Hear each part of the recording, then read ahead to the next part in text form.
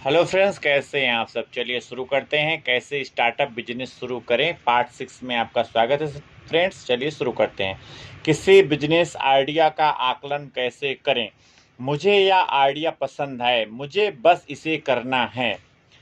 पिछले अध्याय में मैंने आपको बताया था कि मेरे दिमाग में बिजनेस का आइडिया कैसे आया, लेकिन क्या आप जानते हैं कि मेरे को फाउंडर और मैंने यह कैसे डिसाइड किया कि हम उसी आइडिया से अपना बिजनेस शुरू करते हैं। हमने इसका आकलन कैसे किया, हमें व्यक्तिगत तौर पर क्या पसंद था। हमने अपने दो दोस्तों से पूछा, उन्हें भी यह पसंद आया कुछ कुछ, और हमने काम शुरू कर दिया। आपके लिए मेरी सलाह है कि आप ऐसा भूलकर भी ना करें। अपने बिजनेस आइडिया का आकलन कैसे ना करें। क्या कभी ऐसा हुआ कि आपको अचानक एक बढ़िया सा आइडिया आया और आप उस पर काम करने के लिए बहुत ज़्यादा उत्साहित हो गए, इतने उत्साहित कि आपने तुरंत उस बिजनेस को शुरू करने का निर्णय ले लिया। क्या आपके साथ कभी ऐसा हुआ कि आपके एक आइडिया आया और आपने उसके इर्द गिर्द एक पूरे बिजनेस प्लान का ताना बाना बुनने की कोशिश की। फिर आपने बिजनेस प्लान का एक बढ़िया टेम्पलेट ऑनलाइन ढूंढा और उसे भरना शुरू कर दिया।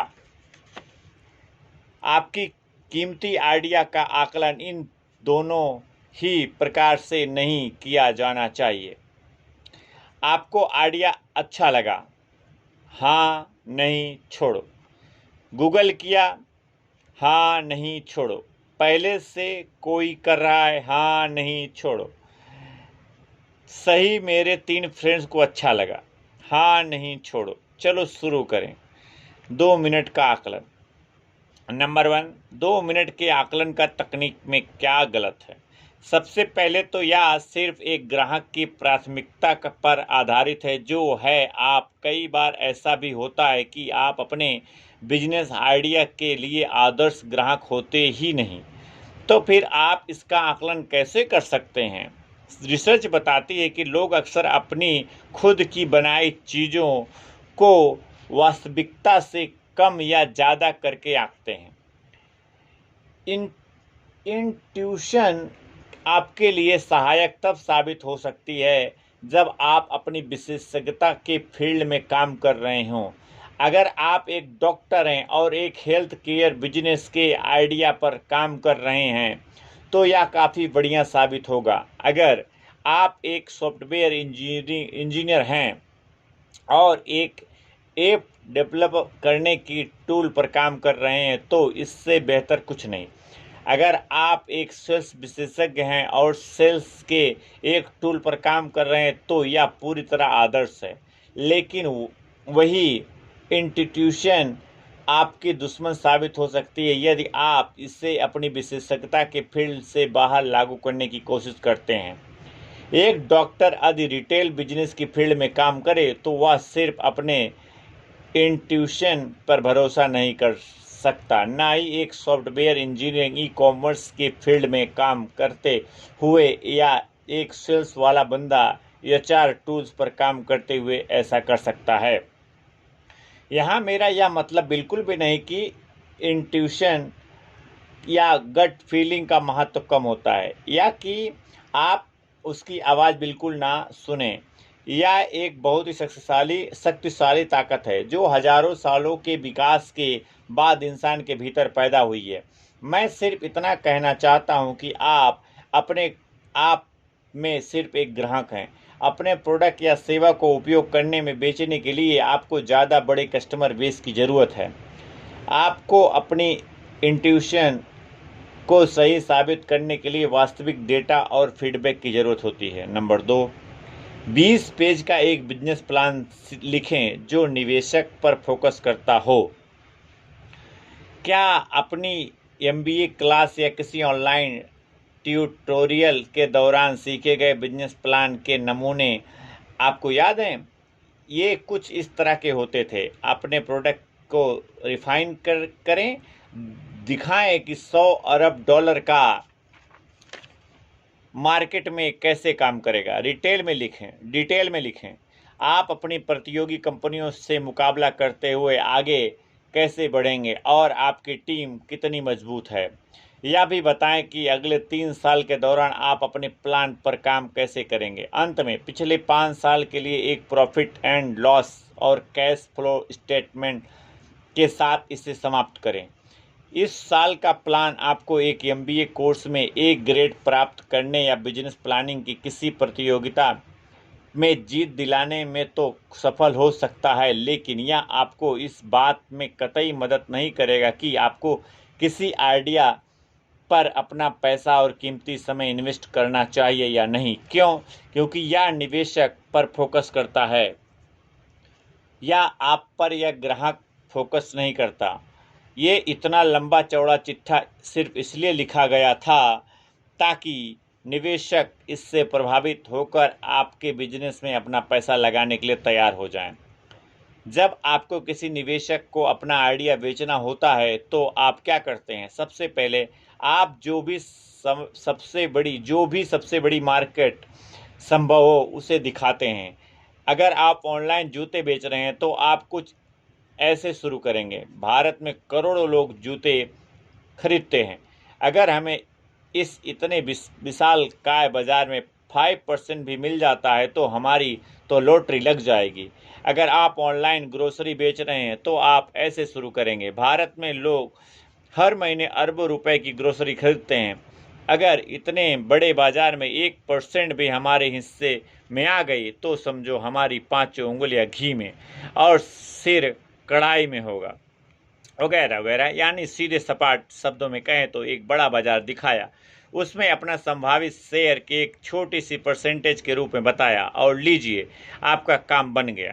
एक बहुत बड़ा मार्केट दिखाओ, उसमें से एक छोटा शेयर ले लो और काम खत्म। दूसरे, अगर आपको किसी निवेशक को अपना आइडिया बेचना है तो आप इस बात पर फोकस करते हैं कि उन्हें अपने निवेश पर रिटर्न किस प्रकार मिल सकती है। आप ऊंची ग्रोथ के साथ रेवेन्यू और प्रॉफिट का एक शानदार खाका बनाते हैं। साल दर साल ग्रोथ रेट 10, 100 या 1000% दिखाते हैं ताकि अपनी कंपनी में उनके इन्वेस्टमेंट को सही सिद्ध कर सकें। इतनी मनगढ़ंत कहानियां बनाते हैं कि एक पॉइंट के बाद आपको किसी भी चीज़ से कोई फर्क नहीं पड़ता। निवेशक को ज़्यादा ऊंची ग्रोथ चाहिए, कोई प्रॉब्लम नहीं। अपनी एक्सेल सीट के एक सेल में थोड़ा बदलाव करेंगे और काम हो जाएगा। इसका मतलब यह है कि सिर्फ एक एक्सेल मॉडलिंग एक्सरसाइज है और कुछ नहीं। एक बिजनेसमैन के रूप में क्या आप कल्पना भी कर सकते हैं कि कई अरब डॉलर के बाजार में 2% या 5% पर कब्जा किस तरह किया जाता है? क्या आप ऐसा करने के लिए एक एक्शन प्लान बना सकते हैं? अधिकतर लोगों का जवाब होगा नहीं। शुरू करने से पहले इन्वेस्टमेंट की रिटर्न के बारे में कौन परवाह करता है? अपने प्रोडक्ट को खरीदने के लिए आपको अपने पहले 10, 20, 100 या 1000 ग्राहक कैसे मिलेंगे? ये लोग कौन होंगे, कहाँ होंगे? आप इस बिजनेस को किस तरह मैनेज करेंगे? आप इसका पूरा कामकाज किस तरह चलाएंगे? क्या वह आपको व्यक्तिगत रूप से प्रेरित करेगा? क्या यह आपको लक्ष्यों के साथ मेल खाता है? पहले दिन आप क्या करेंगे? पारंपरिक बिजनेस प्लान का सैंपल आपके इन प्रश्नों के पर्याप्त उत्तर नहीं देता।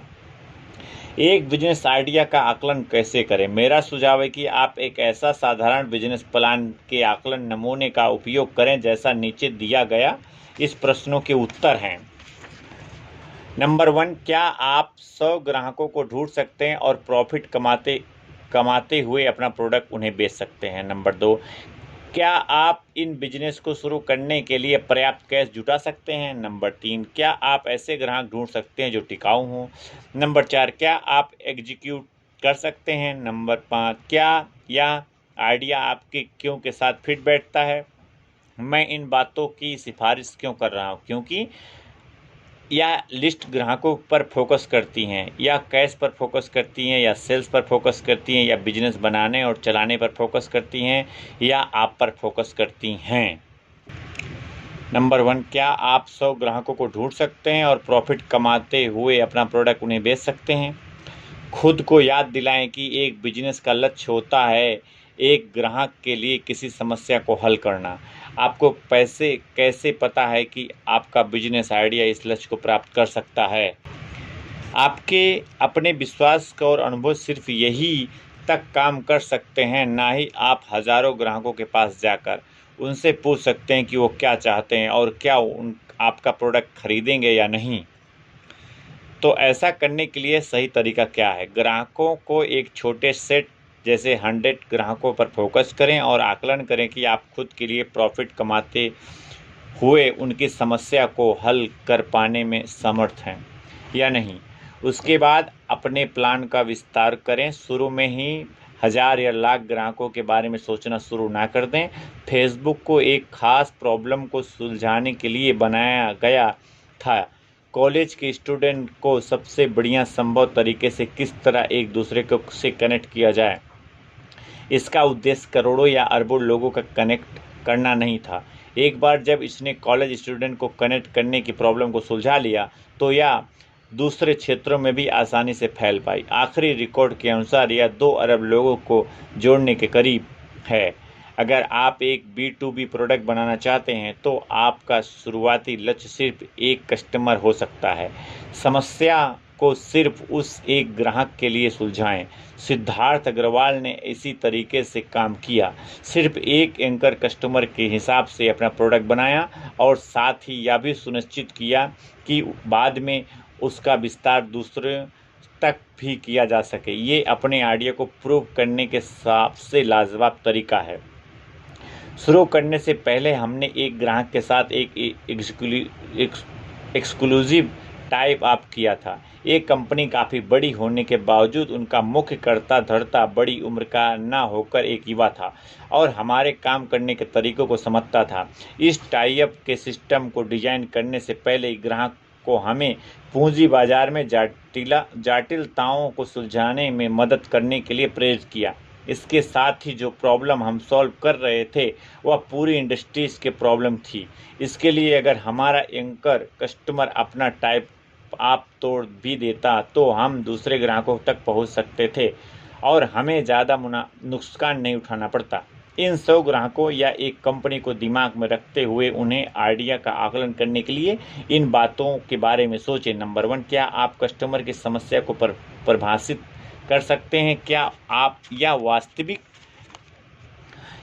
आपका सॉल्यूशन आपके प्रतियोगी से बेहतर किस प्रकार है? नंबर 3, क्या आपके टारगेट कस्टमर खरीदना चाहते हैं? किस कीमत पर? या क्या यह आपके लिए प्रॉफिट देने वाला है? क्या यह कीमत आपकी लागत से ज़्यादा है? क्या आप कस्टमर की समस्या को परिभाषित कर सकते हैं? क्या यह वास्तविक है? यह बहुत महत्वपूर्ण है कि आप अपने ग्राहक की समस्या को बड़े ध्यान से समझा और परिभाषित किया जाए। उदाहरण के लिए, अगर आप हेल्दी वेजिटेबल जूस बेचने का आकलन कर रहे हैं तो कस्टमर की जिस प्रॉब्लम को आप सुलझाने की कोशिश कर रहे हैं वह होगी हेल्दी बने रहने और एनर्जी पाने के लिए ग्रीन जूस पीना चाहता हूँ, लेकिन मेरे पास इसे खुद बनाने के लिए समय नहीं है। मान लीजिए आप एक प्रोफेशनल एजुकेशन और ट्रेनिंग कंपनी बनाना चाहते हैं, तब आपके ग्राहक की समस्या किस प्रकार परिभाषित होगी? आपने वर्तमान जॉब में प्रमोशन पाने तथा साथ ही जॉब के लिए अवसरों को ढूंढने के लिए मुझे अपनी काबिलियत को बढ़ाना है। यह बहुत महत्वपूर्ण है कि आप जिस भी समस्या पर काम कर रहे हों वह वास्तविक हो, ना कि सिर्फ ऐसा कुछ जो आपके ख्याल से हो सकता है। अपने हाइपोथेसिस को वेरीफाई करने के लिए संभावित ग्राहकों से बात करें और इस बात की पुष्टि करें कि उन्हें वास्तव में यह समस्या है भी या नहीं। आप यह कैसे कर सकते हैं? सड़क पर चलता हुआ हर दूसरा व्यक्ति आपका संभावित ग्राहक नहीं है। आपको किन लोगों तक पहुंचना है, इसे जानने और समझने के लिए आपको अपनी खोज की एरिया को छोटा करने के लिए आपको एक टारगेट प्रोफाइल परिभाषित करना होगा। मान लीजिए ग्राहक की जिस समस्या को आप सुलझाना चाह रहे हैं वह है, मैं एक कामकाजी महिला हूँ और मुझे बढ़िया क्वालिटी के वेस्टर्न कपड़ों की ज़्यादा वैरायटी चाहिए जिन्हें पहनकर मैं ऑफिस जा सकूं। मान लीजिए आप बेंगलुरु इंडिया में रहते हैं। इसे हाइपोथेसिस को टेस्ट करने के लिए आपका टारगेट प्रोफाइल कुछ इस तरह का दिख सकता है। 25 से 35 साल की लड़कियां, महिलाएं, मुंबई में आईटी कंपनी में काम करने वाली, ऊंची इनकम वाली, नियमित रूप में वेस्टर्न ड्रेसेस पहनने वाली। जब आपके पास प्रोफाइल तैयार है तो इसे प्रोफाइल वाले लोगों की पहचान करने का काम शुरू करें।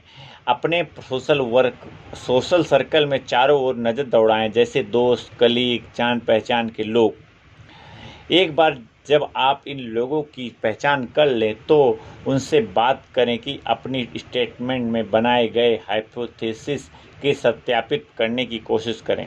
क्या वो वाकई उस समस्या को झेल रहे हैं जिसे आप सुलझाना चाहते हैं? यदि हाँ, तो इसके कारण क्या हैं? क्या चीज़ उन्हें प्रेरित करती है? उनका सोशल और प्रोफेशनल व्यवहार किस तरह का है? उनका कपड़े खरीदने का तरीका क्या है? उनकी पसंद नापसंद क्या है? उदाहरण के लिए हमारे कपड़ों के बिजनेस वाले उदाहरण में या समझें कि आपकी टारगेट महिलाओं को क्या चीज़ प्रेरित करती हैं। वेस्टर्न ड्रेसेस या उनकी क्या उम्मीदें हैं? वो कपड़े कहाँ से खरीदती हैं? वो किस चीज़ को ज़्यादा महत्वपूर्ण मानती हैं? क्वालिटी, सुविधा, स्टाइल, फिटिंग या फिर कीमतें को? इस जानकारी को सर्वे द्वारा इकट्ठा करने की कोशिश ना करें, क्योंकि सर्वे के प्रश्नों का जवाब देते हुए लोग ज़्यादा सोचने की जहमत नहीं उठाते। अपना टारगेट ग्राहकों से सामने सामने या फ़ोन पर बात करें।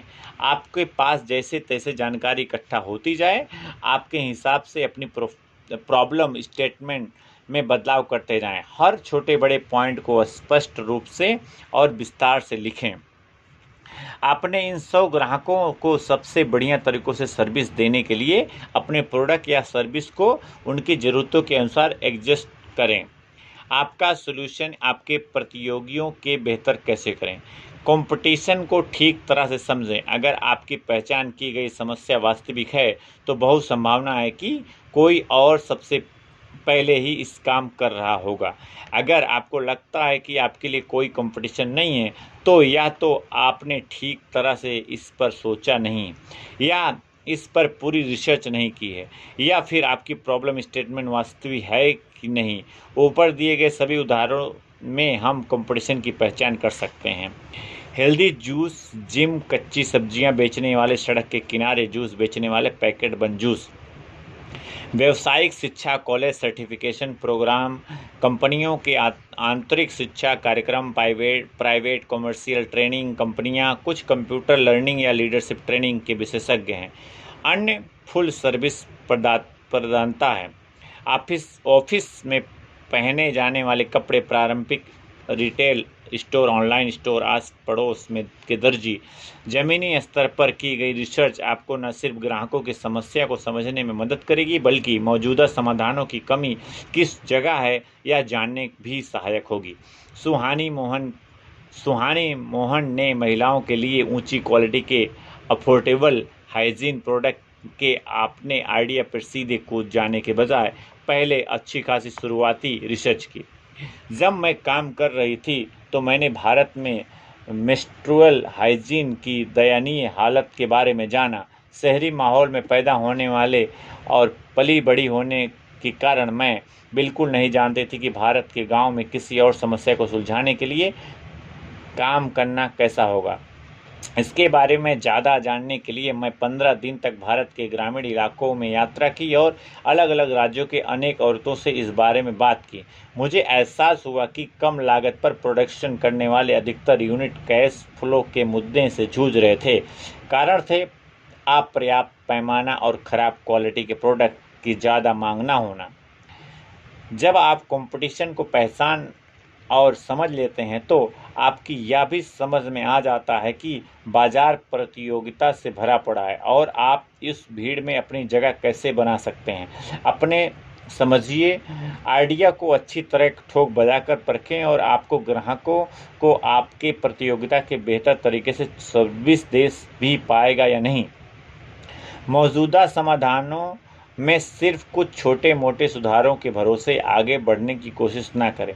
ग्राहक को जो वैल्यू दिखेगी वह कंपटीशन की तुलना में बहुत ही मामूली होगी और वो आपकी चीज़ को नहीं खरीदेंगे। बड़े सुधार करने पर वर्तमान प्रतियोगी प्रोडक्ट्स से कहीं ज़्यादा वैल्यू देने के बारे में सोचें। आप जितने यूनिक होंगे, अपने बिजनेस के लिए एक प्रॉफिट देने वाला बाजार हासिल करने के लिए आपकी संभावना उतनी ही बेहतर हो जाएगी। जैसा कि हमने पिछले अध्याय में बताया था, अपने प्रतियोगियों के इन 3 तरीकों में से कम एक तरीका से बेहतर होने की कोशिश ज़रूर करें। बेहतर प्रोडक्ट, तकनीक बेहतर की कीमत, बेहतर ग्राहक अनुभव। क्या आप अपने ग्राहकों को एक अलग और बाजी पलट देने वाले अंदाज से लुभा सकते हैं? याहू और दूसरे मौजूदा सर्च इंजनों से गूगल काफ़ी बेहतर था। फेसबुक, माई स्पेस और आर्कुट से कई बेहतर सोशल नेटवर्किंग प्लेटफॉर्म था। आईफोन, नोकिया और ब्लैकबेरी जैसे स्मार्टफोनों से कई मानों से सबसे ज़्यादा बेहतर था। कम कीमत वाली एयरलाइंस के अनेक नए मिडिल क्लास यात्रियों के लिए हवाई यात्रा के दरवाजे खोल दिए। चाइना के मैन्युफैक्चरर ने से ज़्यादा सस्ते प्रोडक्ट देने के लिए अपनी उत्पादन लागत में भारी कटौती की। जेपोस ने जूतों की ऑनलाइन रिटेलिंग में कस्टमर सर्विस का एक पूरा नया अनुभव बनाया, जिसके कारण उसने अमेज़न को भी पछाड़ दिया, सिर्फ इसलिए क्योंकि बाज़ार में बहुत कंपटीशन है। इसका यह मतलब नहीं कि आप हार मानकर बैठ जाएं। वास्तव में अगर आपके सामने भारी कंपटीशन है तो यह असल में खुश होने की बात है। इसका मतलब यह है कि आपके प्रोडक्ट के लिए बाहर बहुत बड़ा बाज़ार मौजूद है। इसका मतलब यह है कि आप जो पेश कर रहे हैं उसके लिए आपको ग्राहकों को शुरू में सब कुछ समझाने के लिए ज़रूरत नहीं होगी। क्या आपके टारगेट ग्राहक आपका प्रोडक्ट खरीदने के लिए तैयार हैं? किस कीमत पर? क्या इससे आपको प्रॉफिट होगा? एक बार अपने टारगेट ग्राहकों की पहचान कर लेने और समझ लेने के बाद कि समस्या वास्तविक है, जो मौजूदा समाधानों से पूरी तरह हल नहीं हो पाई है, इस बात की पुष्टि करें कि आपका समाधान समस्या का वाकई हल करता है। लेकिन 1 मिनट रुकिए, आपका प्रोडक्ट अभी तक तैयार नहीं है। आप इस बात की पुष्टि कैसे करेंगे? आपके आइडिया के आकलन में यह सबसे बड़ी बाधा है। एक्सपेरिमेंट करने के लिए तैयार हो जाएं। अपनी किताबें द 4 आवर वर्क वीक में टिम फर्रिस ने इसे मार्को टेस्ट का नाम दिया था। मार्को टेस्टिंग का मतलब है कि किसी प्रोडक्ट को बनाने से पहले सस्ते विज्ञापनों द्वारा ग्राहकों की प्रतिक्रिया जांचना। आपने आइडिया को जुबानी एक्सप्लेन करने से पहले कुछ फ़ायदा नहीं होने वाला। अधिकतर ग्राहक किसी प्रोडक्ट या सर्विस की वैल्यू को नहीं समझेंगे जब तक कि यह पूरी तरह नज़र न आ रही हो, जो कि शायद ही कभी होता है। अपने प्रोडक्ट या सर्विस का प्रोटोटाइप उन तक फ्री पहुंचाने की कोशिश करें। यहाँ असली चीज़ों के जितना नज़दीक होगा उतना ही अच्छा फीडबैक आपको मिलेगा। जेपोस ऑनलाइन जूतों का एक अग्रणी स्टोर है जिसे यह ग्राहक सेवा शुरू करने के लिए जाना जाता है। इसने बहुत छोटे लेवल से शुरू किया था। इसके फाउंडर निक स्विनमर्न ने एक एक्सपेरिमेंट किया। वह इस हाइपोथेसिस को सिद्ध करना चाहते थे कि ग्राहक ऑनलाइन जूते खरीदने के लिए तैयार हैं। उन्होंने जूतों की स्थानीय दुकानों के स्टॉक के फ़ोटो खींचे और उन्हें ऑनलाइन पोस्ट किया। उन्हें सकारात्मक प्रतिक्रिया मिली और वो आगे बढ़ते गए। इस एक्सपेरिमेंट ने कई तरीकों से उनकी मदद की। नंबर 1, एक काल्पनिक सिनेरियो बनाने और ग्राहकों को कल्पना करने के लिए कहने के बजाय इसने सीधे प्रोडक्ट बहुत साधारण बिना टीम टाम के ग्राहक को दिखाया। नंबर 2, इसने खुद को असली ग्राहकों से सीधे बातचीत कर पाने की स्थिति में रखा और उनकी ज़रूरतों के बारे में जाना। जेपोस को भारी सफलता मिली और साल 2009 में अमेज़न ने इसे $1.2 अरब में अधिकृत कर लिया। इससे नायाब फीडबैक वह होता है जब आप ग्राहकों को अपने पर्स निकालने और अपने प्रोडक्ट के लिए भुगतान करने को कहते हैं। उत्पाद फ्री मिलने पर हो सकता है वो कहें या बहुत बढ़िया है, लेकिन असली टेस्ट तब होता है जब आप उन्हें इसे खरीदने के लिए कहते हैं। आप ग्राहक की खरीदने की इच्छा को कैसे टेस्ट कर सकते हैं? एक मिनिमम डेमोएबल प्रोडक्ट (MTB) बनाने के बारे में सोचिए। OTP एक ऐसा प्रोडक्ट होता है जिसमें ग्राहक देख और महसूस कर सकता है कि उसे खरीदने या नहीं खरीदने का निर्णय ले सकता है, या असली प्रोडक्ट नहीं होता, इसीलिए ग्राहक इसका उपयोग नहीं कर सकता। अगर यह आपको उपयोग करने लायक होता है तो इसे मिनिमम वायबल प्रोडक्ट MVP कहा जाता है, लेकिन ग्राहक आसानी से यह अंदाज लगा सकते हैं कि उनके लिए उपयोगी होगा या नहीं। बृजभूषण मैजिकफिन ने अपने हाइपोथेसिस की जांच करने के लिए अपना खुद का प्रयोग ईजाद किया। हम ऐसा कुछ बनाना चाहते हैं जो काफ़ी बड़ा हो, जहां इंटरनेट और टेक्नोलॉजी महत्वपूर्ण हो। हम संचालन करने में मुश्किल ई-कॉमर्स और ऐसी ही दूसरी चीज़ों को बचना चाहते थे। इसीलिए इंडिया में ऑफलाइन रिटेल मार्केट एक काफ़ी अच्छी चॉइस था।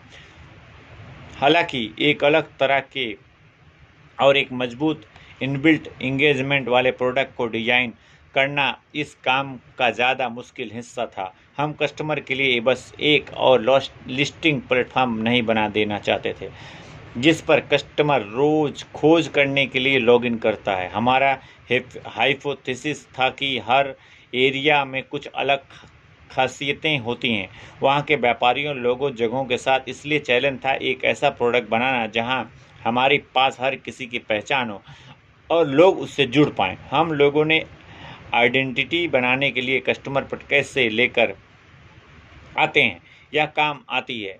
सेल्फीज लोकल दुकानों, खासकर खाने की पर अपने दोस्तों को परिवार वाले के साथ खुद की फ़ोटो खिंचाने एक बहुत आम बात है जिसे स्मार्टफोन और इंटरनेट तक पहुंचाने ने और ज़्यादा आसान बना दिया है।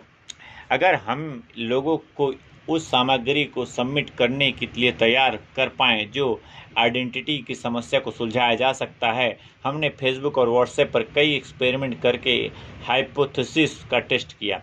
एक एक्सपेरिमेंट में 24 घंटे में ही कम समय में 30 से ज़्यादा लोगों ने हमारे साथ अपने ऐसे पल शेयर किए जब हमारी समझ में आ गया कि हम कुछ अर्थपूर्ण बना सकते हैं। हम मैजिकफिन का 10 लाख से ज़्यादा कंटेंट यूनिट हैं। हम लोकल दुकानों में 100 करोड़ से भी ज़्यादा का बिजनेस देते हैं। एक यूजर दिन में औसतन 5 बार लॉगिन करता है और अपने आसपास के लोगों और जगहों से इंटरेक्ट करता है। ऑनलाइन माइक्रो टेस्ट करना एकदम आसान है। इसका एक उदाहरण यह भी हो सकता है, एक स्टैंडर्ड वेबसाइट डेवलपर से एक साधारण सी वेबसाइट बनाएं। ग्राहकों को बताएं कि क्या आप बेचने की कोशिश कर रहे हैं, उनसे डिस्काउंट की कई खास कीमतों पर प्री ऑर्डर करने के लिए कहें। जब कोई इसे खरीदने के लिए लिंक पर क्लिक करे तो उसे एक लैंडिंग पेज पर ले जाएं जहां लिखा हो कृपया साइन अप करें, और जैसे ही प्रोडक्ट उपलब्ध होगा हम आपसे संपर्क करेंगे। फिर एक छोटा गूगल पर, फेसबुक पर एड कैंपेन द्वारा अपनी इस वेबसाइट पर ट्रैफिक लेकर आएं। आप बदलाव दर को देखें, कितने लोग साइट पर आते हैं, कितने लोग खरीदते हैं पर क्लिक करते हैं। याद रखें, सबसे महत्वपूर्ण पैमाना है कि कितने लोगों ने खरीदे पर क्लिक किया। हो सकता है लोग आपके प्रोडक्ट में सिर्फ तब तक रुचि दिखाएं जब तक यह मुफ्त मिल रहा है। अगर आप अपने ग्राहकों से पैसा नहीं लेना चाहते तो यह ठीक है, लेकिन अगर आप अपने ग्राहकों से पैसा लेना चाहते हैं तो खरीदने की इच्छा और इस्तेमाल करने की इच्छा में फ़र्क की अच्छी तरह समझ लें। इन माइक्रो टेस्ट के जरिए यह अंदाज़ा लगाने की कोशिश करें कि आपके ग्राहक आपके प्रोडक्ट या सेवा के लिए कितना पैसा चुकाने को तैयार हैं। अनुमान लगाएं और देखें कि आपके लिए इस प्रोडक्ट या सर्विस की लागत आएगी। फिर इस प्रश्न को जवाब दें, क्या यह आइडिया प्रॉफिट कमा सकता है? आगे बढ़ने से पहले एक आखिरी बात, जैसा कि मैंने पहले अध्याय में बताया था, सरकारी नियम और नीतियां और उनमें होने वाले बदलाव आपके बिजनेस पर उल्टा प्रभाव डाल सकते हैं। अपने बिजनेस आइडिया को आकलन करते समय बाकी चीज़ों के साथ उस इंडस्ट्रीज़ में और उससे जुड़े नियमों कानूनों को ध्यान में रखना ना भूलें।